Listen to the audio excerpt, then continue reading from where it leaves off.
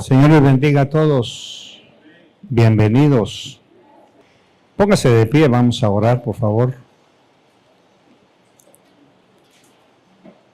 Padre, muchas gracias por esta noche, te bendecimos, te agradecemos tu bondad, tu gracia, tu misericordia. Gracias, Señor, por los que ya estamos aquí en tu casa para aprender una porción más de tu palabra. Ayúdanos a guardarla en nuestro corazón, pero también a ponerla en práctica. Gracias por llevarnos de gloria en gloria, de victoria en victoria, y ayúdanos a sobreedificar nuestra fe conforme tu bondad y tu misericordia. Muchas gracias por esta preciosa congregación, porque nos bendicen y hacernos sentir que tenemos una familia que vela por nosotros. Muchas gracias. Bendícelos, por favor, y devuelve multiplicado todo lo que invierten en nosotros. Gracias, porque estamos aprendiendo cada día más. Te bendecimos en el nombre de Jesús. Gracias por tu palabra. Amén. Tenga la bondad de sentarse. Vamos a leer en Lucas capítulo 10, verso 25. Para los que toman notas, vamos a leer un misterio que hay encerrado en esta lectura. Dice, verso 25 de Lucas 10, en el nombre del Padre, del Hijo y del Espíritu Santo.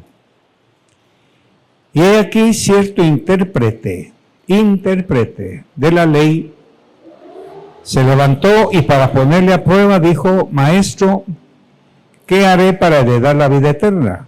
Y él le dijo: ¿qué está escrito en la ley? ¿Qué lees en ella? Respondiendo él dijo: amarás al Señor tu Dios con todo tu corazón, y con toda tu alma, y con toda tu fuerza, y con toda tu mente, y a tu prójimo como a ti mismo. Entonces Jesús le dijo: has respondido correctamente, haz esto y vivirás.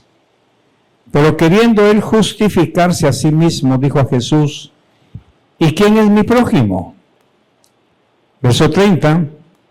Respondiendo Jesús, dijo: cierto hombre bajaba de Jerusalén a Jericó y cayó en manos de salteadores, los cuales después de despojarlo y de darle golpes se fueron, dejándolo medio muerto.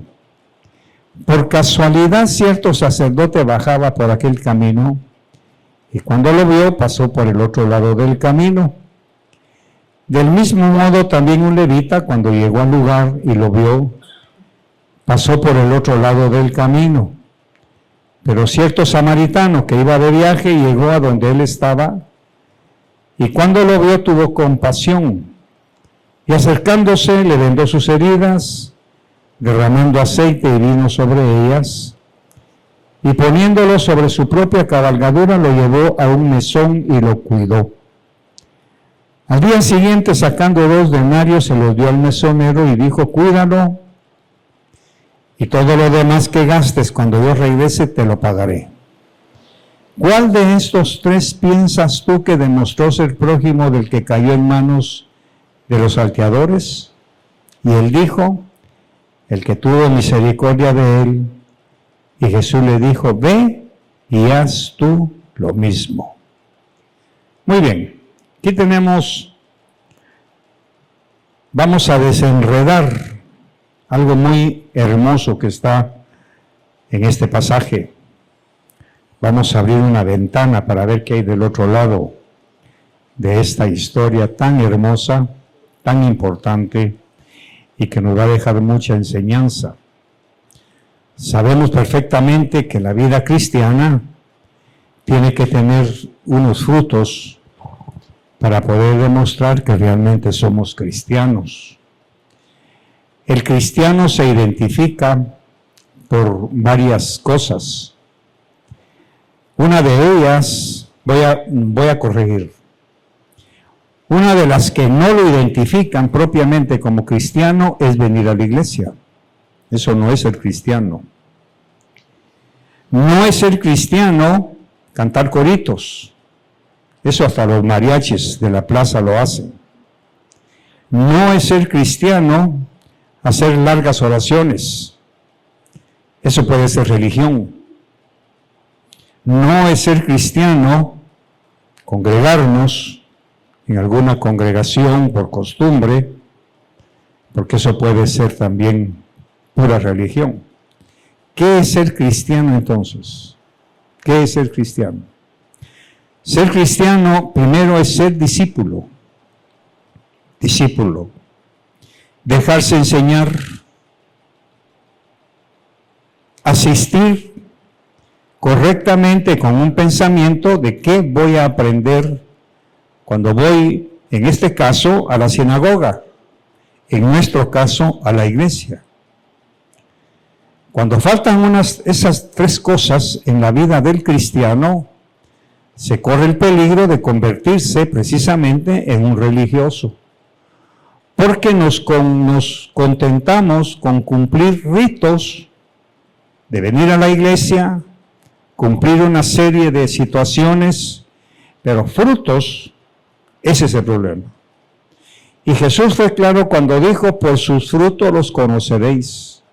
No dijo por su asistencia, no dijo por su bonita voz, no dijo por su ministerio, por sus frutos. Y lamentablemente la mayoría de nosotros no hemos entendido perfectamente qué es lo que significa dar frutos. Nos hemos engañado creyendo que dar frutos es eso, precisamente lo que mencionaba de no ser cristiano. Dar frutos para muchos de nosotros, pues es venir a la iglesia, estar aquí, en coinonía, pero no ir más allá. En cambio, el cristiano verdadero, primero, por ser discípulo, imita a su maestro. Ese es el primer sello del verdadero cristiano. Por eso Pablo, a los que enseñó en Corinto, en Efesios, Colosenses, les enseñó lo mismo. Imítenme a mí en lo que yo imito a Cristo. Ahora, ¿cuándo vimos a Jesús estar asistiendo al templo? Nunca lo vimos en el templo. Porque para él el templo no era un punto de reunión con el Padre. El punto de reunión de Jesús con el Padre primero era en la oración y luego en la interrelación con los hermanos. Y dentro del concepto interrelación, ver qué necesitaba el otro. Ahí está el primer fruto. ¿Qué necesita el otro? ¿Qué tengo yo que no es mío, sino es de mi hermano? Eso fue lo que Jesús hizo durante los 3 años que caminó. Jesús tenía el poder de sanar, el poder de hacer milagros. Entonces, cuando salía a la calle, él salía con una sola visión. ¿Qué necesitaba la gente? Y ahí es en donde empezamos nosotros a separarnos del cristianismo verdadero para convertirnos, y lo digo con todo respeto, en religiosos. Esa es la verdad. Por eso es que la iglesia de hoy es fría, porque realmente si a una persona cristiana no le nace como fruto saber qué necesita alguien, no importa su clase social, no importa su nivel financiero, no importa su nivel cultural, es qué necesita el otro. Eso es el sello del cristiano, porque es lo que Jesús hizo sus 3 años. Lamentablemente muchos de nosotros nos contentamos con la religión evangélica. Por eso es que el Señor me ha permitido hacer una separación entre el cristiano y el evangélico. Y la mayoría caen o caemos en el papel de evangélicos. Porque el evangélico es eso. Le gusta el evangelio, le gusta la iglesia evangélica, se comprometió a estar en una iglesia evangélica, ya no puede ir allá porque soy evangélico. ¿Pero qué es ser evangélico? Yo quisiera romper esos paradigmas porque realmente nos hace falta mucho. Cristo puede venir en cualquier momento y va a hacer una pregunta. ¿Qué hiciste con mi palabra? ¿Qué hiciste con mi palabra? ¿Hubo cambios? ¿Hubo transformación? ¿Viste los frutos que yo esperaba encontrar en ti, que mi palabra tiene que producir? Porque lógicamente, si usted manda a su hijo a la escuela, usted espera frutos de esa asistencia a la escuela. ¿Cuáles son? Las notas. ¿Qué está aprendiendo? ¿Qué está desarrollando intelectual y académicamente? Aquí sucede lo mismo. ¿Qué estamos aprendiendo? ¿Qué estamos asimilando de la palabra? Porque esa asimilación, lógicamente, lo primero que va a producir es una reacción. Necesito hacer algo por alguien. Necesito colaborar con alguien. Tengo que buscar.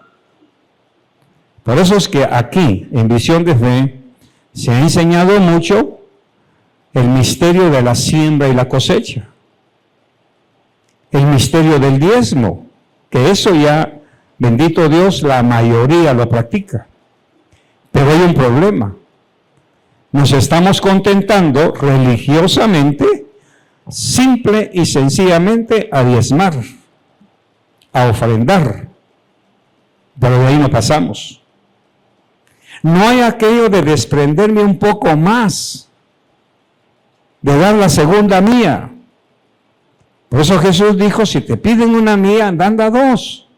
Produce tú, tienes que producir algo. Se tiene que notar dentro de ti que lo que estás aprendiendo, que lo que te está instruyendo la palabra, está produciendo algo que es una vida diferente. Esto es como la comida.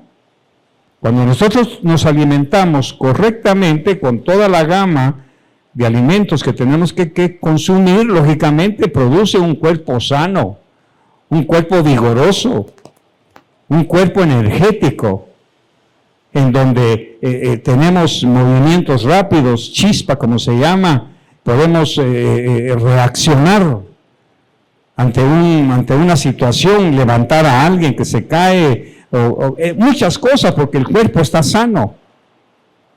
Espiritualmente pasa lo mismo. Si estamos alimentándonos de la palabra, tiene que producir una energía, y esa energía hay que canalizarla. Por eso es que los apóstoles caminaron con Jesús 3 años aprendiendo y aprendiendo.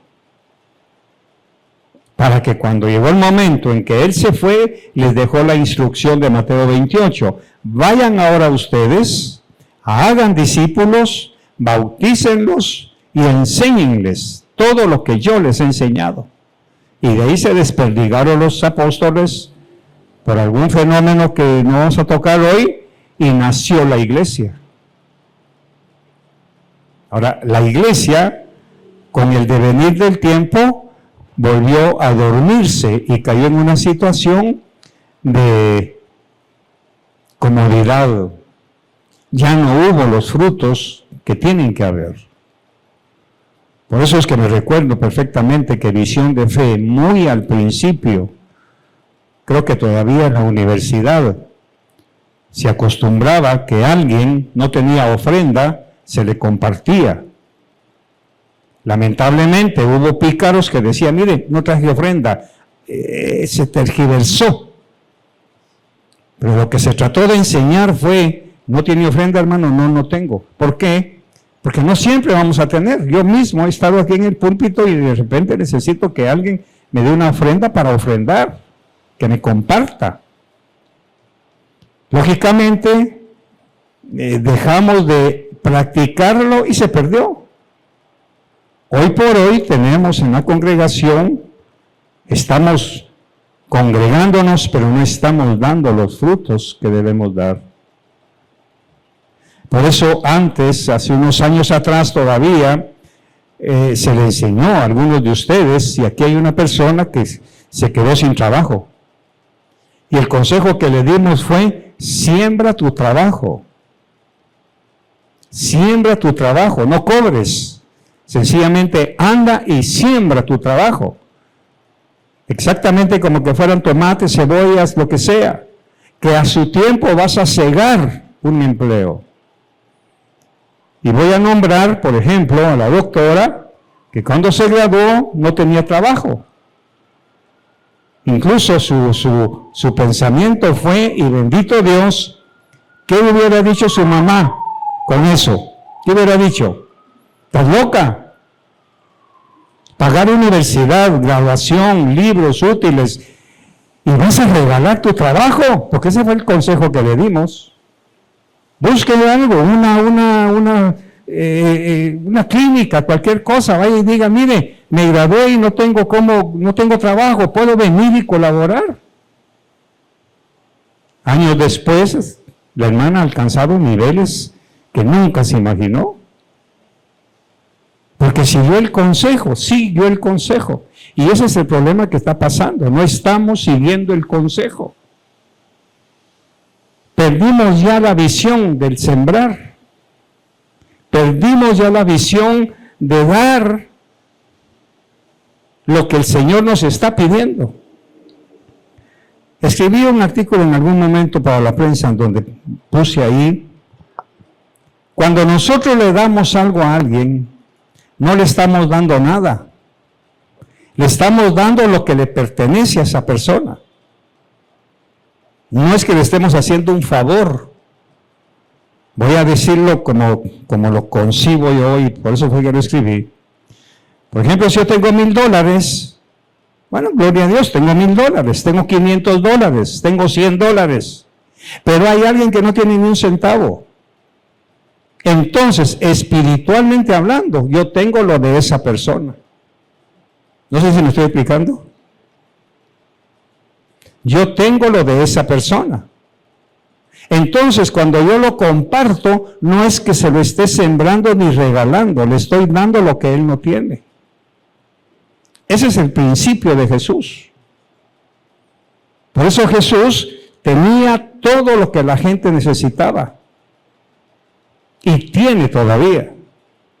Por eso es que nosotros con mucha confianza vamos con Jesús. Señor, necesito provisión para pagar mi casa, para pagar el local, para pagar el carro, para pagar cualquier cosa. ¿Me puedes hacer el favor en el nombre de Jesús de enviarme la provisión? Y el Señor en su bondad abre su corazón. El Salmo dice, y abres tu mano generosa y sacias de bien mi boca. Yo estoy seguro que la mayoría de nosotros hemos visto milagros de provisión. ¿Y a dónde vamos? Al dueño del oro y la plata. O sea, si lo vemos en el plano humano, el Señor tiene lo que es nuestro. Porque Él es el dueño. ¿Me está siguiendo? Imagínense, ¿qué dice la palabra? Que el Señor camina en calles de cristal, en calles de oro y toda la cuestión. ¿Necesitará Él hacer eso? No. Pero lo tiene. Ahora vengo yo, doblo mis rodillas o doblo mi cerviz, me humillo y le digo, Señor, ¿me podrías enviar la provisión que necesito? Y el Señor viene y me da. ¿Pero qué dice la Biblia? Me da más abundantemente. Ahí está el problema. Lo abundantemente ya no es mío. Tengo que buscar de quién es. Ahí es en donde hace años se pagaban colegios, se pagaban útiles, se compraban zapatos, se compartía lo que el otro no tenía. Porque olvidamos uno de los detalles más importantes del cristianismo, que es compartir lo que el otro no tiene. Por eso en alguna ocasión a alguien creo que se le enseñó desde el púlpito. Por ejemplo, si usted hace pasteles y no hay manera que prospere, averigüe quién cumple años y hagan su pastel. Porque para la persona que hace pasteles, ¿cuánto va a invertir? $8 o $10. ¿Pero cuánto va a recibir? ¿Cuánto va a recibir? Por la ley de la siembra y la cosecha. Entonces, esta historia nos va a llevar a ese punto. Y me gustaría que usted se la grabara para que realmente podamos retomar quizá la visión de nuestra visión. Allá está la visión. Evitar en lo posible que dentro de nosotros voy a decirlo con todo respeto, nos atoremos con las cosas que Dios nos da, haciéndonos dueños de todo. No somos dueños de nada. No somos dueños de nada. Cierto intérprete de la ley, era un hombre conocedor de la ley. Ahora, ¿de qué ley está hablando aquí la palabra? No está hablando de la ley de Moisés. Porque los judíos, en este momentito de la historia, como hoy, ya no se rigen por la Torá, por la ley de Moisés, sino por el Talmud. Y aquí voy a decir algo que he aprendido. Los judíos y los cristianos tenemos cierta similitud. No sé en qué momento la iglesia cristiana, y hablo de la evangélica, absorbió cosas del judaísmo sin darse cuenta.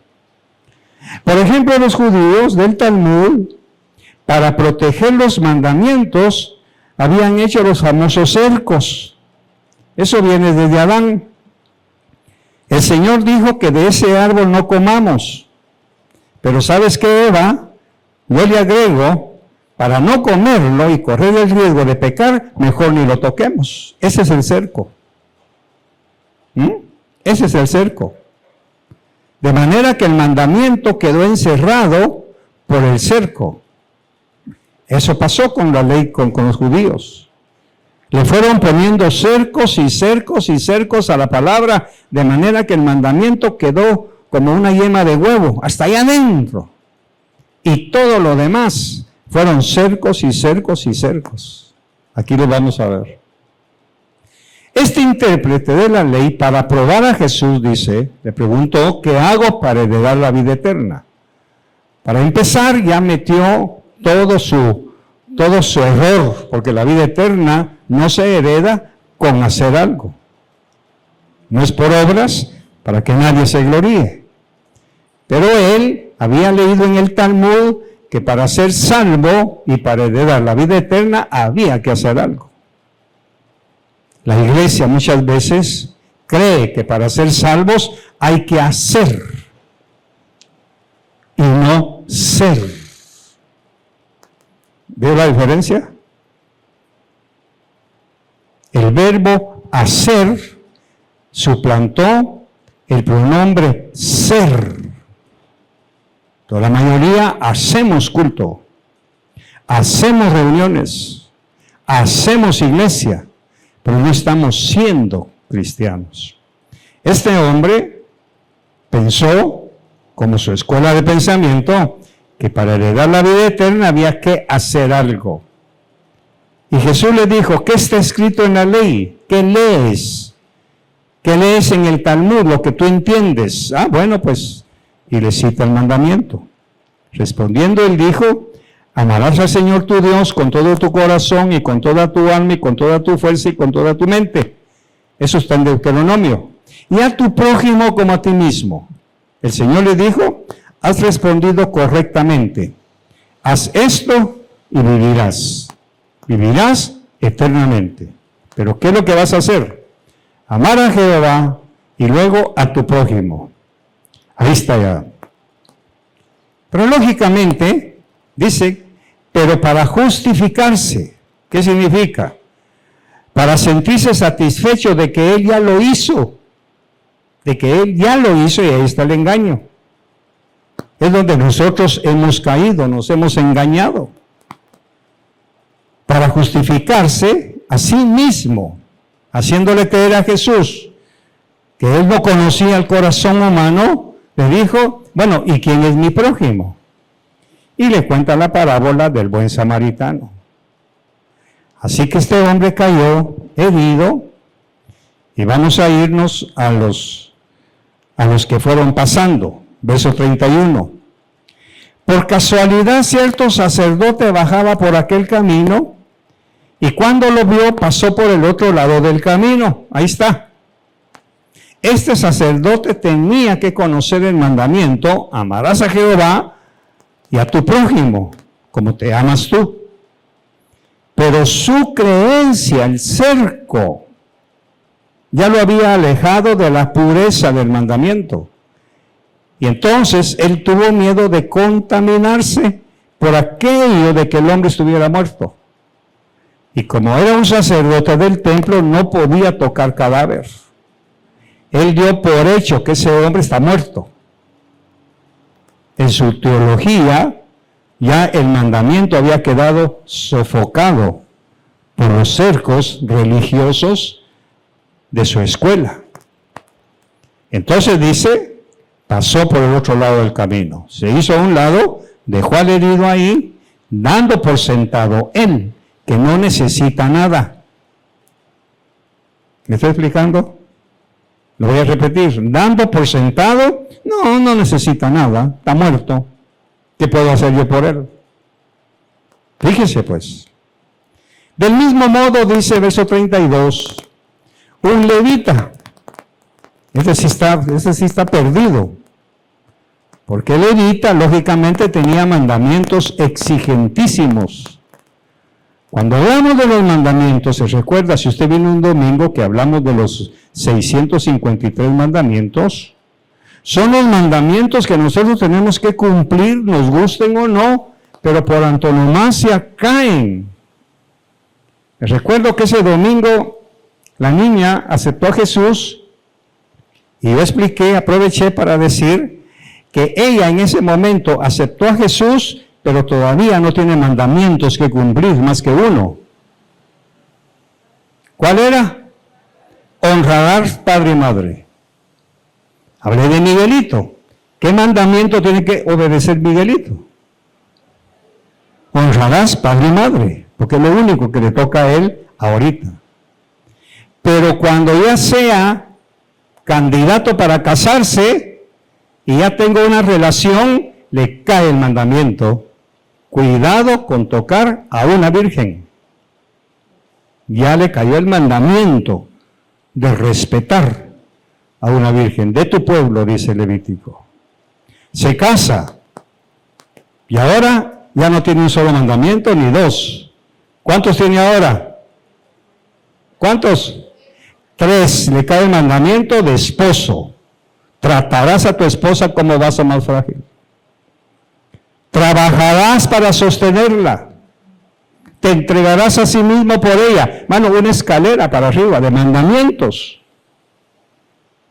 Este levita, cuando uno lee la unidad, ahí encuentra todos los 653 mandamientos y están los mandamientos para los levitas. Si usted no es levita, no se preocupe, no le caen esos.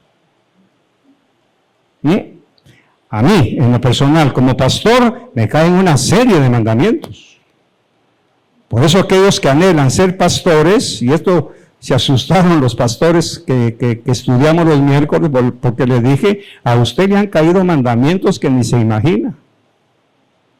Prohibido, como dice Job, ver a una virgen. Prohibido usar sus ojos. Porque levita, recordemos allá en Éxodo, fue ungido en su oreja derecha. ¿Qué más? En el pulgar de la mano derecha. ¿Y qué más? En el dedo pulgar del pie derecho. La pregunta es, ¿por qué tanta unción? ¿Por qué? Ahora, si usted no es levita, no se preocupe. La unción de levita es diferente. Para que no escuches otra voz más que la de tu Dios. Para que no toques nada más que las cosas sagradas de Dios. Y para que tus pies no vayan a ningún otro lugar sino a la casa de Dios. Por eso para nosotros los pastores está prohibido, no legalmente hablando, sino prohibido por la palabra, desviarnos, irnos a la playa mientras Pajarito está predicando. Prohibido. ¿Por qué? Porque somos los levitas. Por eso en agosto, diciembre, septiembre, ¿qué es lo que se les dice desde aquí? Usted tiene derecho a sus vacaciones. Váyase, disfrútelas. Nosotros no. A nosotros no se nos dan vacaciones. Es otro tema, si algún día hablamos, hay iglesias que le dan vacaciones a sus pastores, pero eso no es bíblico. Somos levitas y nuestro lugar de desarrollo es la palabra, el levirato. Hay algo aquí adentro, aunque sea cogiendo, yo voy. ¿Se recuerda cómo subí cuando vine del COVID? Gateando, rodando, cargado, como sea, no puedo quedarme en casa. No puedo. ¿Por qué? Porque soy levita. Así de sencillo. Si yo no conozco mi identidad, le voy a fallar a Dios y no voy a valorar lo que Él ha hecho por mí y cuáles son sus instrucciones para mí. Entonces este levita dice, verso 32, del mismo modo que el otro, el sacerdote, también pasó un levita cuando llegó al lugar y lo vio, pasó por el otro lado del camino. Imagínense. Este está peor que el otro, porque este era levita, su obligación era velar por el hombre. Pero el miedo a contaminarse, ahí está el cerco. Lo dejó pasar por alto. Verso 33. Pero cierto samaritano. Esto es muy interesante, porque este hombre que está hablando con Jesús, un intérprete de la ley, era un judío de pura cepa. Era un judío de pura cepa. Y él está contando, y él está viendo, lógicamente, oyendo la historia. Por eso Jesús identifica al hombre samaritano. O sea, diciéndole, al que tú odias. Recuerde que los judíos no aceptaban a los samaritanos. Porque para los judíos, los samaritanos eran una subclase de personas, porque se habían mezclado allá con Jeroboam. Así que no eran judíos puros, habían perdido la pureza de sanguínea. Entonces ahora Jesús le dice, pero cierto samaritano, a quien tú desprecias, fíjense bien, a quien tú desprecias, que iba de viaje, llegó a donde él estaba y cuando lo vio tuvo compasión. O sea, el hombre que tú desprecias fue más compasivo que los otros dos, tus paisanos, le está diciendo. Y acercándose le vendó sus heridas, derramando aceite y vino sobre ellas, y poniéndolo sobre su propia cabalgadura lo llevó a un mesón y lo cuidó. O sea, iba de viaje, pero se sacrificó, se quedó cuidándolo. Cuando llegó la noche, le dijo al mesonero, mira, yo tengo que seguir mi viaje, pero aquí te dejo dinero. Ahí está. Vamos a ir analizando esto, porque eso es lo que hemos perdido nosotros. Y me vino precisamente esto por lo que el Señor hizo este día con nosotros, para que usted calibre en dónde estamos todos. Poniéndolo sobre su propia cabalgadura, lo llevó a un mesón y lo cuidó. Al día siguiente, sacando 2 denarios, se los dio al mesonero y dijo, cuídalo. Y todo lo demás que gastes cuando yo regrese, porque tengo que regresar a Samaria, yo te lo pago. Aquí viene la pregunta del millón. ¿Cuál de estos 3 piensas tú que demostró? ¿Estamos demostrando nosotros que somos discípulos de Jesús? ¿Nos estamos identificando con nuestros hermanos? ¿Nos estamos identificando con el necesitado? ¿Con aquel que no puede solventar un problema? ¿Nos estamos identificando? Ahora aquí viene el sello. ¿Cuál de estos 3 piensas tú que demostró ser prójimo del que cayó en manos de los salteadores? Ahora nosotros lo leemos así, ¿verdad? Lo leemos plano. Pero vamos a recordarnos cuando estudiamos gramática. El verbo ser, descompongámoslo. Yo soy, Él es, nosotros somos, vosotros sois, ellos son. Entonces, ¿quién crees tú que demostró ser prójimo? Vamos a ver. Todavía no, ¿verdad? Porque los veo así. Aquí viene el golpe.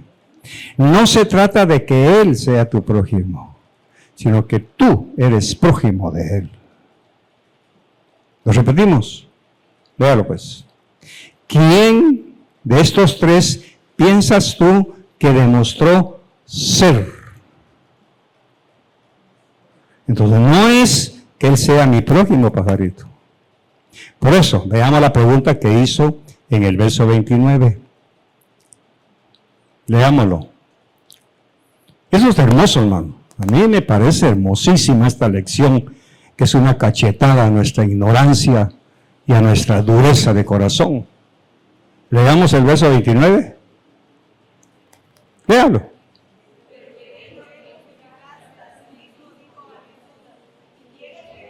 Ahí está.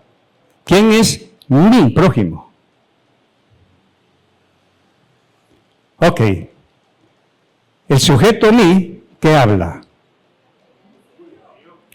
Egoísmo. Egoísmo. ¿Y quién es mi prójimo?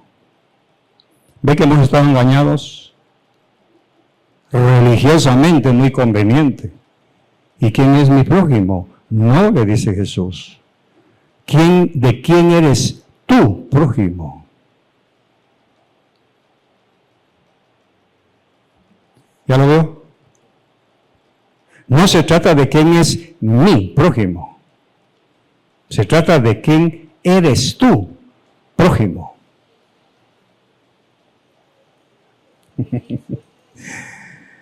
Entonces, bajo este prisma, cambia toda la cuestión. Porque no es que yo sea su prójimo. Porque eso quiere decir que usted tiene que darme todo lo que yo necesito. Es de quién soy prójimo. Ahora sí. Ve y haz lo mismo. ¿Quién demostró ser prójimo del herido? Ni siquiera lo mencionó. Solo lo dijo del que cayó en manos de los salteadores. Y él dijo el que tuvo misericordia. ¿Por qué no dijo samaritano? Porque era racista y medio. Egoísta. ¿Por qué no dijo del samaritano? Porque no quiso aceptar que el samaritano, siendo fuera de Israel, fue más bondadoso que él, que tenía el conocimiento de la ley de Dios. Por eso ni siquiera lo mencionó, su nacionalidad, sino dijo, el que tuvo misericordia. Y Jesús, con una paciencia asombrosa, le dijo, ve y haz lo mismo. No se trata de que tú eres prójimo de alguien. La persona es tu prójimo. ¿De quién eres prójimo tú?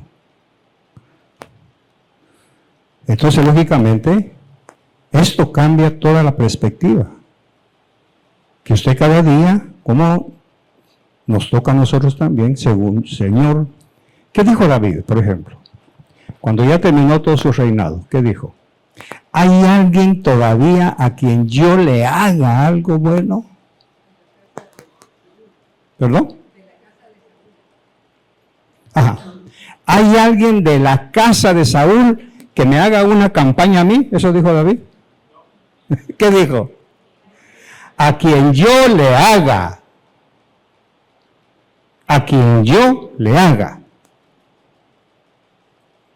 Entonces, si usted no piensa a quién puedo bendecir, no se va a hacer ese milagro. No va a hacer milagros. Porque lógicamente estamos siendo tan egoístas de esperar que todo sea mi prójimo. Y es de quién soy prójimo. Por eso es que vamos aprendiendo poco a poco que cuando usted va a un restaurante, en el ticket le aparece propina 1.25. Pero si usted entiende esto, Usted es prójimo del mesero y le deja una propina a él, porque posiblemente el 1.25 lo van a dividir entre 10 a fin de mes y le van a tocar ¿cuánto? 12 centavos. ¿Es justo eso para usted que es su prójimo? Entonces, ¿qué le dicta la palabra? Esto es suyo. Hemos visto milagros de gente que viene llorando, especialmente muchachas que trabajan en los restaurantes. Disculpe, miren lo que me dio porque se lo damos envuelto. Ay, no tomé la leche para mi bebé. Muchas gracias. No sabe el milagro que ha hecho. No, no sabemos. Porque nosotros somos su prójimo. ¿Se da cuenta? ¿Pero qué dice la mayoría? No, ahí está. Mire, incluyó la propina, sí, ¿verdad? Sí, 1.22, mano. Y se lo dan hasta fin de mes. ¡Qué frialdad la que tenemos! ¡Qué dureza de corazón! Por eso esta parábola es un golpe a nuestro orgullo, a nuestra frialdad, a nuestra indiferencia. Ahora la pregunta que rodea todo esto es, ¿realmente estamos aprendiendo a ser como Jesús? ¿Resolviendo problemas de los que no pueden resolverlos? ¿Dándole al necesitado? ¿Buscando quien necesita? No, sencillamente vemos al herido como estos dos, el levita y el sacerdote, no, debe estar muerto, ya no necesita nada. ¿Cómo no? Por eso es que empecé diciendo que el sello del cristiano es el primer fruto, que es un dador por excelencia. Es un dadivoso por excelencia. Quien se restringe es porque él piensa que él es el prójimo de todos los demás, pero eso se llama egoísmo. Yo creo, mis queridos hermanos, que tenemos que ir cambiando nuestros paradigmas religiosos y empezar a vivir lo que dice la palabra. No se trata de traer $500 para repartirlos, se trata de tener sensibilidad. Esa sensibilidad que solamente el amor de Dios puede producir en nosotros. Por eso es que la pregunta que hizo Jesús, ¿cuál fue? Cuando venga el Hijo del Hombre, ¿qué dijo? ¿Hallará amor en la tierra? ¿Cuál sería la respuesta? No va a hallar amor. Porque incluso dice que el amor de muchos se enfriará. Yo quisiera exhortarnos a todos, incluyéndome, que seamos más cuidadosos con la palabra. Por así decirlo, que seamos más tiernos con la palabra. Que no seamos tan duros, tan materialistas, tan egoístas, de que todo es para nosotros. Por eso le contaba lo que escribí. Cuando yo le doy algo a alguien, no le estoy dando nada. Le estoy dando lo que es de él. Le estoy dando lo que es de él y que yo lo tengo. Ese es un principio que nuestro pastor Vladi nos enseñó. No es que le estemos dando, haciéndole un favor. Le estamos dando lo que él no tiene. Por eso vemos que en el matrimonio, por ejemplo, cuando uno se equivoca, está agarrando a la mujer de otro, o el hombre de otro, cuando no esperamos que el Señor sea quien nos dé. Exactamente sucede con las cosas. Si yo tengo 8 pares de zapatos, alguien está necesitando, o sea, allá afuera hay 7 personas que no tienen zapatos, y yo tengo los 8. Me van a servir, me los voy a poner. Mentira. Si yo tengo 15 camisas y necesito una para cada día, son 7. O sea, me estoy quedando con las camisas de otra persona, de otro hombre. Por eso es que en la Pascua el Señor había ordenado, saquen todo. La pregunta que debemos hacernos es, y como yo viví en Estados Unidos, vi eso perfectamente cada Pesaj, cada Pascua. ¿Cómo hacen esos judíos que sacan cubiertos, ollas, sartenes y hasta cubiertos de oro, de plata y los dejan tirados? La pregunta es, ¿y cómo hacen para llenar nuevamente sus plateras?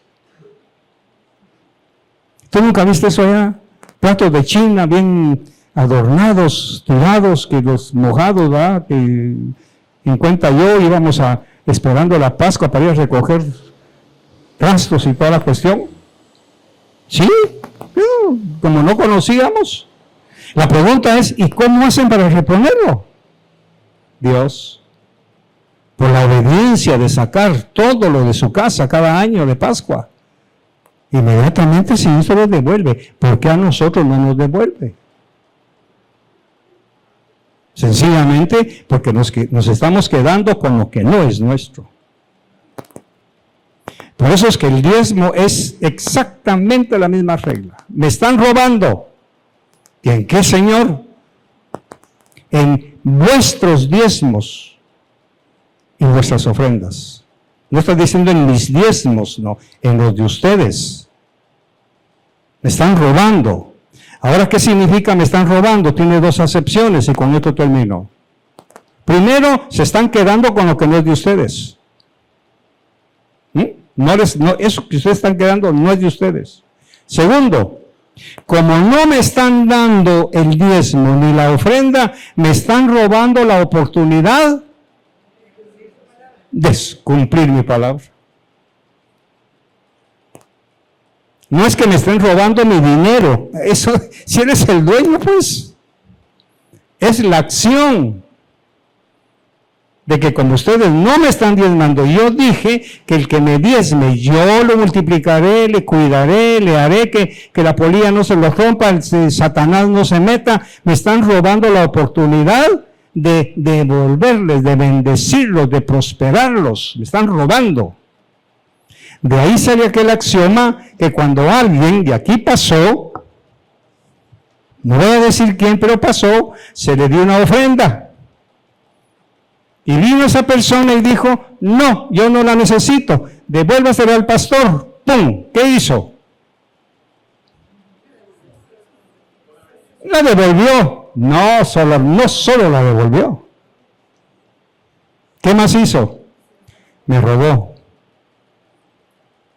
el privilegio de que Dios me bendijera. ¿Se da cuenta? Me robó el privilegio de que al tomar la ofrenda, lógicamente la rechazó, me robó. Por eso es que de repente uno dice, no me robe la bendición. Cuando alguien rechaza, no me la robe.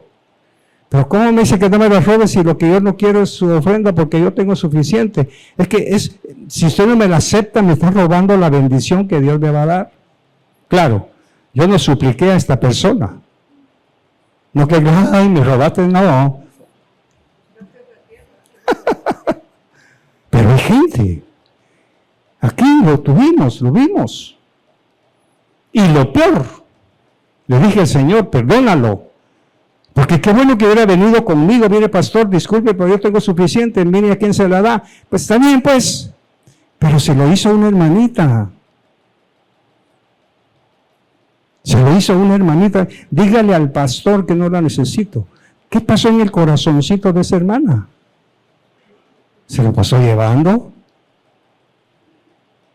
Ve el cuidado que tenemos que tener. Porque la lógica hubiera sido, esta ofrenda yo no la necesito, pero voy a buscar a alguien. Y ahí viene lo que dice Eclesiastés, echa tu pan a las aguas. ¿Y qué dice? Y en cada ola regresará. Él se robó, pero más que eso, me robó a mí. Y lógicamente, no sé cómo estará. Entonces, ¿de quién somos prójimos? Ahora sí ya lo veo. ¿De quién somos nosotros prójimos? De todo el que necesite algo de mí. Por eso yo he dicho en otras ocasiones, ustedes tienen algo que yo necesito. Y yo tengo algo que usted necesita. Eso es el prójimo. Cierren sus ojos, por favor. Señor, muchas gracias por tu palabra. Te bendigo. Te doy gracias por enseñarnos, por instruirnos, por abrirnos los ojos, por abrirnos el entendimiento, de cuidarnos de no caer en esa religiosidad de creer que todo es nuestro. Nada es nuestro, Señor. Por eso Pablo pregunta, ¿qué tienes que no hayas recibido? ¿Qué tienes que no hayas recibido? Pero ahora entendemos que hemos estado fallando. Ayúdanos a ser más sensibles, no más, sensibles a tu palabra. Demostrar realmente que somos tus discípulos y que vivimos en una dimensión totalmente diferente a lo que el mundo nos dice. Muchas gracias, bendigo la ofrenda. Te damos gracias en el nombre de Jesús. Amén y amén.